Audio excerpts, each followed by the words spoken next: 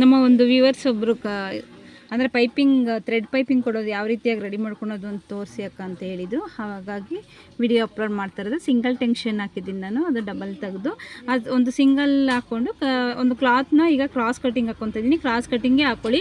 ನೀವೇನಾದರೂ ಲೈನಿಂಗ್ ಈ ಒಂದು ಪೈಪಿಂಗ್ ಕೊಟ್ಟ ಮೇಲೆ ಲೈನಿಂಗಲ್ಲಿ ಕೊಡ್ತೀವಿ ಅಂದರೆ ಸ್ವಲ್ಪ ಕಟ್ ಮಾಡ್ಕೊಳ್ಳಿ. ಇಲ್ಲಾಂದರೆ ಇದೇ ಕ್ಲಾತಲ್ಲೇ ನಾವು ಪಲ್ಟಿ ಮಾಡ್ತೀವಿ ಅನ್ನೋಂಗಿದ್ರೆ ಸ್ವಲ್ಪ ಜಾಸ್ತಿ ಕಟ್ ಮಾಡ್ಕೊಳ್ಳಿ.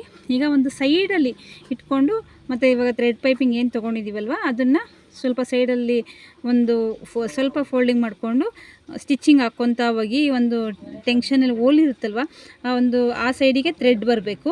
ಆ ಸೈಡಿಗೆ ಥ್ರೆಡ್ ಹಾಕ್ಕೊಂಡು ನೀಟಾಗಿ ನೀವು ಇದು ಮಾಡ್ಕೊತಾ ಹೋಗಿ. ಇದನ್ನು ರೈಟ್ ಸೈಡ್ಗಿಂತ ನೀವು ಲೆಫ್ಟ್ ಸೈಡ್ ತೊಗೊಂಡ್ರೆ ತುಂಬ ಈಸಿ ಅಂತ ಹೇಳ್ತೀನಿ. ಇದು ನಾನು ರೈಟ್ ಸೈಡ್ದು ಹಾಕಿದ್ದೀನಿ ಅಷ್ಟೇ. ನೀವು ಲೆಫ್ಟ್ ಸೈಡ್ ತೊಗೊಳ್ಳಿ, ತುಂಬ ಒಂದು ಫಿನಿಶಿಂಗ್ ಚೆನ್ನಾಗಿ ಬರುತ್ತೆ ಮತ್ತು ನಿಮಗೆ ಅದು ಕಷ್ಟ ಅಂತಲೂ ಸಹ ಅನಿಸೋದಿಲ್ಲ.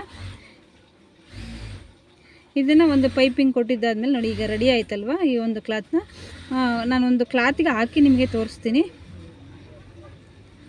ನೋಡಿ. ಅಷ್ಟೇ ಈ ಒಂದು ಕ್ಲಾತ್ಗೆ ಹಾಕಿ ಒಂದು ತೋರಿಸ್ತಾ ಇದ್ದೀನಿ. ಎಷ್ಟು ಫಿನಿಶಿಂಗ್ ಎಷ್ಟು ನೀಟಾಗಿ ಬರುತ್ತೆ ಅಂತ ನೋಡ್ಕೊಳ್ಳಿ.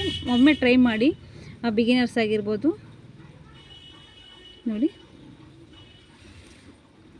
ಕೆಲಸ ಎಲ್ಲ ಈಸಿನೇ ಇರುತ್ತೆ, ನಾವು ಕಲಿಬೇಕಷ್ಟೇ. ನೋಡಿ ಎಷ್ಟು ಪರ್ಫೆಕ್ಟಾಗಿ ಬಂದಿದೆ. ಈಗ ಇದನ್ನು ನೀವು ಲೈನಿಂಗ್ ಹಾಕಿನೂ ಪಲ್ಟಾಯಿಸ್ಬೋದು, ಇಲ್ಲ ಬೇಡ ಅಂದರೆ ಅದೇ ಒಂದು ಕ್ಲಾತಲ್ಲೇ ಕೊಟ್ಟರೂ ಚೆನ್ನಾಗಿರುತ್ತೆ.